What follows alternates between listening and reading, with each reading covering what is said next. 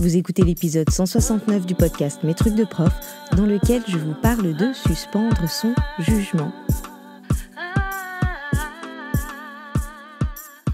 Je suis Émilie Lefatan, je suis formatrice et coach professionnelle spécialisée dans l'accompagnement des professionnels de l'enseignement, de l'éducation et de la formation.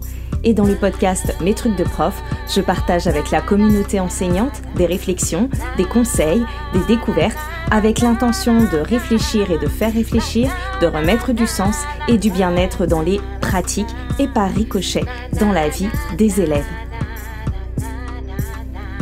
Mes trucs de prof est disponible sur toutes les plateformes et également sur le site mestrucsdeprof.fr. Et si vous avez envie de travailler avec moi, je vous propose de faire un tour sur mestrucsdecoach.fr pour découvrir les différents accompagnements que je propose, qu'ils soient individuels ou collectifs.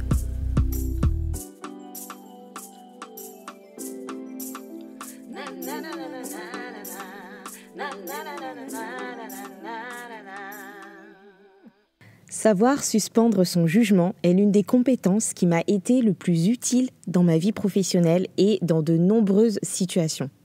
Que ce soit en tant que professeur des écoles, dans mes relations aux élèves, aux parents, aux collègues, ou bien dans la gestion des conflits ou des comportements, que ce soit en tant que formatrice vis-à-vis des personnes que j'accompagne, et encore récemment, c'est quelque chose qui m'a permis de répondre favorablement à une chouette proposition que j'aurais sûrement refusée si je m'étais arrêtée à ma première impression.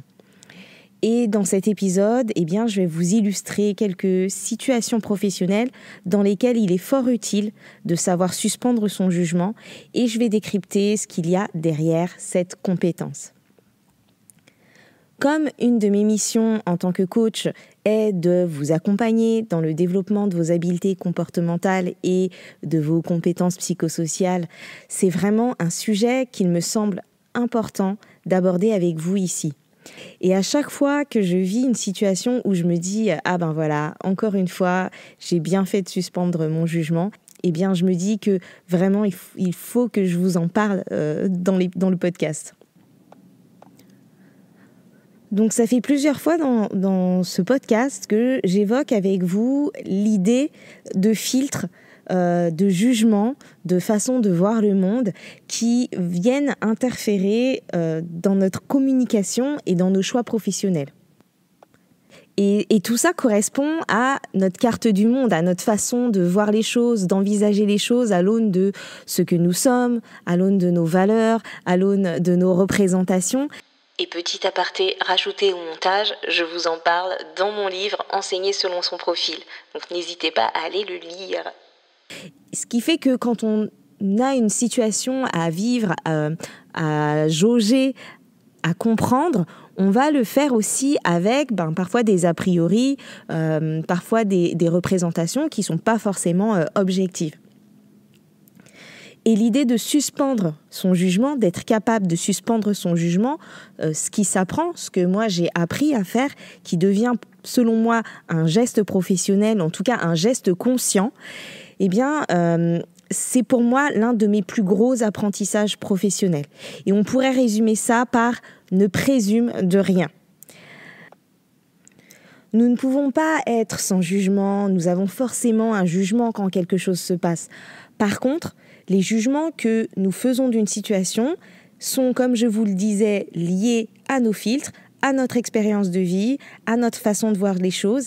Et il est vraiment important de pouvoir en avoir conscience pour identifier ce qui vient de nous, de ce qui est factuel et qui pourrait être lu d'une autre façon, pour distinguer les deux. C'est ce qui va nous permettre souvent de pouvoir faire avancer certaines situations, de dénouer des conflits ou des quiproquos, de mieux accompagner les élèves ou les personnes qu'on accompagne. Et savoir suspendre son jugement, c'est savoir mettre en suspens son jugement, c'est-à-dire savoir le mettre de côté pour mieux être à l'écoute des faits, sans les interpréter avec nos filtres. Ça permet également de mieux être à l'écoute des autres et de leur réalité. C'est se laisser la possibilité de changer d'avis, ce qui n'est pas forcément très simple. Donc ça va mobiliser plusieurs de nos fonctions exécutives. Les fonctions exécutives, ce sont des processus mentaux que nous mobilisons pour gérer et pour réguler nos comportements, nos pensées et nos émotions.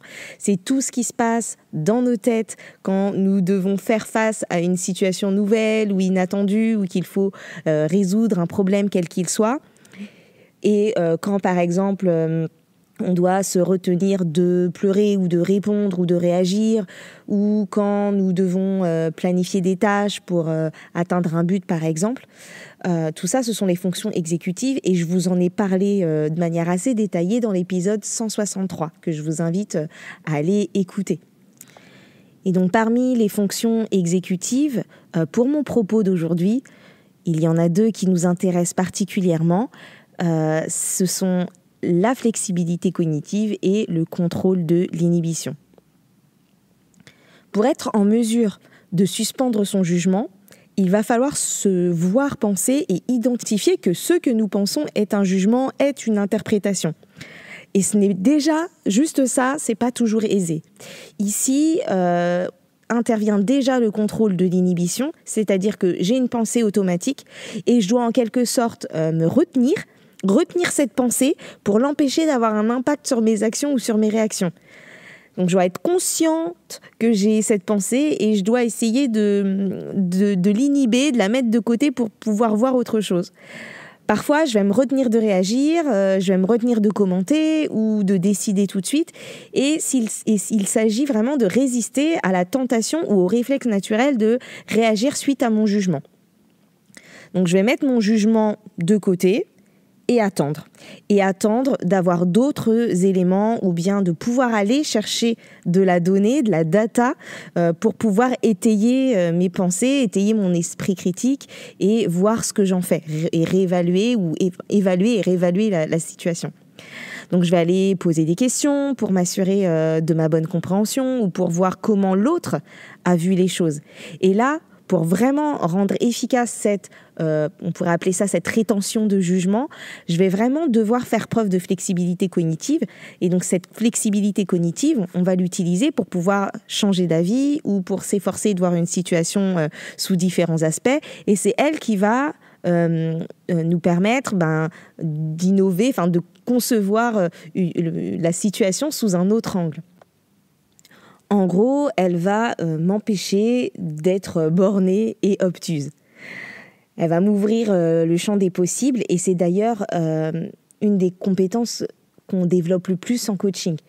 L'idée d'être capable de voir les choses autrement et d'imaginer de nouvelles possibilités. Donc je me souviens d'une fois en particulier où j'ai été vraiment bien heureuse de suspendre mon jugement et de savoir le faire et de l'avoir fait. C'était lors d'une visite de classe. Quand on enseigne et quand on forme, nous avons tous et toutes nos dadas, nos sujets de prédilection, nos attentes qui nous sont spécifiques qui vont au-delà des attendus institutionnels ou des attendus un peu communs. Il y a des choses sur lesquelles on est plus vigilante. Et donc, il y a ces choses qu'on s'attend à voir ou ces choses qui nous chiffonnent quand on les voit dans des classes ou chez quelqu'un ou dans une pratique. Et ça peut être professionnel comme personnel. Et tout ça, ça fait partie de nos filtres. Et il est intéressant de les connaître, ces filtres, de se connaître soi, pour pouvoir se rendre compte quand ils entrent en jeu, en quelque sorte. Donc j'arrive dans cette classe où je visite une enseignante qui a à peu près 4 années d'ancienneté. J'arrive donc avec mes filtres. Elle enseigne depuis 4 ans. Il y a certaines choses qui, dans ma tête, doivent déjà peut-être être en place. Elle sait que je viens. Donc, je me dis que souvent, dans ces cas-là, les personnes ont fait un effort dont j'ai conscience.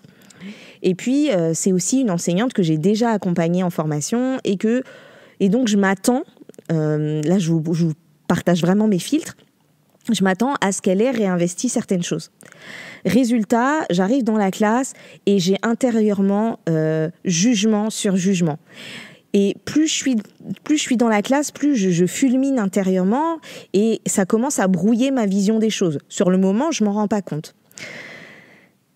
C'est simple, en fait, pendant toute la visite, je me persuade que la collègue, elle se fiche de moi, qu'elle se fiche des élèves, qu'elle en a rien à faire d'être là et que c'est inadmissible.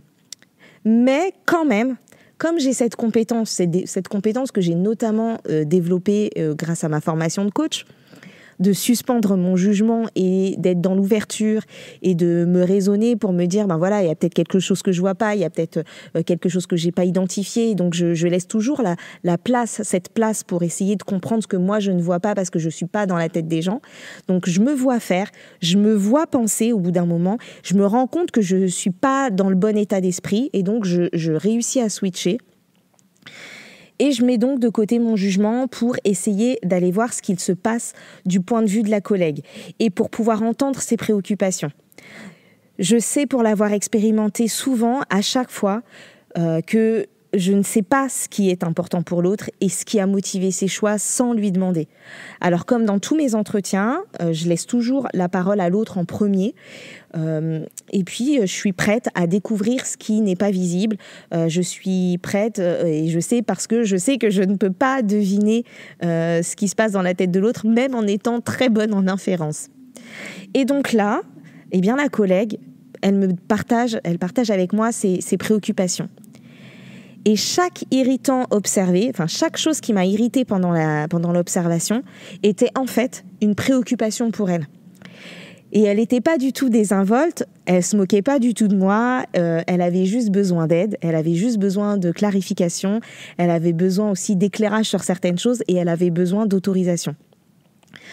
Elle avait vraiment, en fait, conscience de chaque chose que j'avais pointée dans ma tête, mais elle n'était pas en mesure d'y répondre, ni de trouver des solutions, parce que ce qui me paraissait être une évidence à ce moment-là, ce qui me paraissait devoir être un prérequis avant que je lui parle, eh bien, ça ne l'était pas pour elle. Et je me souviens avoir écrit sur mes notes ce jour-là, « Never assume ». Je me suis notée pour moi, « Ne présume jamais de rien ». Ça fait déjà quelques années. Et depuis, je m'étais dit que voilà, fallait que j'en fasse un épisode et fallait que je puisse en parler et partager ça. Donc imaginez si j'étais restée sur ma première impression, que j'avais commencé l'entretien sans prendre de données, sans mettre en suspens mon jugement, eh bien il est fort probable que ma posture aurait été complètement en décalage et j'aurais probablement contrarié cette collègue et perdu sa confiance. D'ailleurs, ça m'est arrivé lors de mes premiers entretiens toute seule quand j'étais PEMF. Je me souviens du premier entretien, c'est ce qui s'est passé. J'ai pas switché, je me suis pas vu faire, j'ai pas attendu de voir ce que la personne avait à me dire et c'était la première fois que je la rencontrais et ça s'est pas super bien passé, ça s'est même plutôt mal passé pour moi mais comme pour elle aussi. On a réussi quand même par la suite à renouer et à établir un lien de confiance, mais ce premier entretien était franchement catastrophique. Donc cet exemple, il est vraiment déclinable avec les élèves. Je me souviens aussi d'une fois où je suis arrivée dans la cour et je vois un élève de CE2 donner un énorme et violent coup de pied à un autre, apparemment sans raison, si je m'arrête à mon jugement. C'était vraiment d'une telle violence que j'ai dû me retenir pour ne pas juste hurler sur l'élève et le punir sans ménagement. Mais cette fois-ci, j'ai décidé aussi de ne présumer de rien et de questionner. Et en fait, c'était un élève qui débordait régulièrement et subitement de violence. Donc j'aurais pu juste me dire « Ah, encore lui, il n'en rate pas une, etc. » Mais avant de lui hurler dessus, je me suis retenue et je lui ai demandé les raisons de son geste. Et il a d'abord été... Je revois son regard, je sais exactement où c'était, qui c'était, à quel endroit on était, dans cette cour toute rose. Je revois en fait son regard, il a été d'abord très étonné que je le sanctionne pas directement, comme s'il s'attendait de toute façon à ce que je lui hurle dessus par habitude. Et puis il m'a dit en fait qu'il n'avait pas supporté d'entendre cet autre élève être méchant avec une petite élève de CP. Alors évidemment, son geste n'était pas du tout acceptable et il a été ensuite sanctionné, il a dû réparer. Enfin, je me souviens plus trop de ce qui s'est passé ensuite, mais par contre, je me souviens que ce jour-là, j'ai fait sauter une étiquette. Cet enfant, en fait, il n'était pas violent gratuitement. Il réagissait juste très très très vivement à l'injustice et à la frustration. Et puis, il avait besoin qu'on l'aide à gérer ça, qu'on l'aide à trouver d'autres réactions. Et qu'on lui dise, donc on lui l'aide à faire la part des choses entre le fait que sa réaction, elle n'est pas acceptable, mais qu'on entend ce qui est important pour lui. Voilà, un exemple de cas où il est utile de résister et d'inhiber sa première réaction. Donc c'est le cas dans de nombreuses situations de gestion de conflits entre les élèves. Parfois, suspendre son jugement, suspendre nos a priori, ça permet de mieux aller comprendre les situations et de trouver des réponses plus appropriées. Autre situation, suspendre son jugement avant un rendez-vous avec des parents. Sur les parents, on a parfois le jugement facile, surtout quand ils font pas comme nous ferions, mais parfois, ils ont des vies et des difficultés tellement éloignées des nôtres que nous ne pouvons même pas imaginer ce qui régit leur choix. Et suspendre son jugement avant un rendez-vous de parents, ça permet aussi de se mettre dans une posture d'ouverture, mais aussi parfois de ne pas angoisser. Il n'y a pas longtemps, dans un coaching, on a travaillé sur la préparation d'un rendez-vous de parents qui angoissait énormément ma coachée. Nous sommes juste allés défaire les jugements et les a priori qu'elle avait sur la famille et qui généraient vraiment beaucoup de peur chez elle, qui généraient des angoisses, alors que le rendez-vous, il avait lieu plusieurs semaines après à cause des vacances. Et en fait, ça lui a permis d'abord de se rassurer pendant les vacances et puis surtout de changer sa posture lors de l'entretien. Elle y est allée dans une posture d'écoute, dans une posture d'ouverture qui finalement lui ont permis de renouer le lien avec la famille. Et puis un autre exemple, l'année dernière, j'ai reçu un mail une fois pour une proposition de collaboration professionnelle. Et dans les documents qui m'ont été envoyés par la personne qui me faisait cette proposition, il y avait un propos sur des élèves qui m'a heurté, qui ne correspondait pas à ma façon de m'exprimer, de parler des élèves. Et du coup, j'ai failli refuser, donc rester sur mon premier jugement, sur ma première impression. Heureusement, ce jour-là, j'étais pas seule. Je coworkais avec Fanny du compte Fanny les bonnes questions. Et c'est elle qui m'a aidée ce jour-là à faire le pas de côté. Elle m'a dit que peut-être que c'était une maladresse verbale, une blague mal tournée. Et donc, sur le moment, j'ai pas réussi à inhiber toute seule ma réaction. J'ai vraiment eu besoin que Fanny me propose une alternative pour voir la situation autrement. Du coup, j'ai fini par accepter cette proposition qui, en plus, était vraiment chouette et ça aurait été dommage de la refuser. Et ça m'est encore arrivé récemment avec des représentations que je pouvais avoir où j'ai failli refuser des trucs chouettes alors que au final, quand j'ai pris le temps de voir les choses, d'écouter ce que la personne avait à me dire, je me suis rendu compte que c'était en fait génial. Donc suspendre son jugement, ça requiert vraiment une vigilance de tous les instants. Je vous parlais également des jugements qu'on peut avoir vis-à-vis de nos collègues dans les épisodes 141 et 142, dans lesquels j'évoquais les conflits liés aux répartitions, par exemple, ou les petites phrases anodines qu'on peut dire à nos collègues, mais qui sont pas si anodines que ça. Et il y a de nombreuses situations entre collègues où nous gagnerions à suspendre notre jugement et à aller questionner pour comprendre avant de tirer des conclusions hâtives.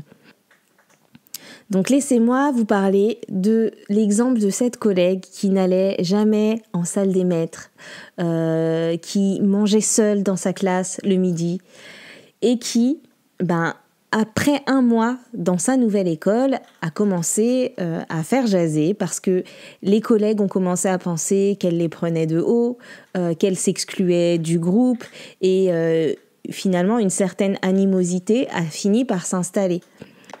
Sauf que cette collègue, elle n'a pas compris ce qui s'est passé parce qu'elle voyait pas où était le problème. C'était son mode de fonctionnement qui faisait que faire classe, ça lui prenait déjà énormément d'énergie et qu'en fait, elle cherchait à se ressourcer à chaque petit moment où elle pouvait se retrouver seule. Et donc, elle n'avait pas pu l'expliciter et personne n'était venu lui demander ce qui faisait qu'elle avait tel ou tel comportement qui questionnait. Donc là, c'était son cas à elle, mais en fait, on n'a aucune idée de ce qui se passe dans le monde intérieur des autres personnes, dans leur vie privée, et ce qu'on pourrait parfois interpréter avec notre regard dans des comportements des autres n'a parfois rien à voir avec ce qu'il en est en réalité.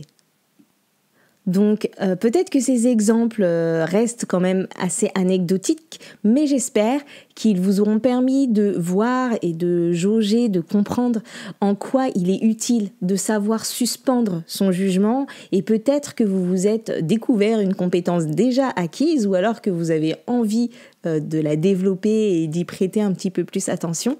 C'est pas évident, c'est pas facile, et loin de moi l'idée d'être moralisatrice, parce que nous sommes toutes et tous, et moi la première, en proie à nos jugements.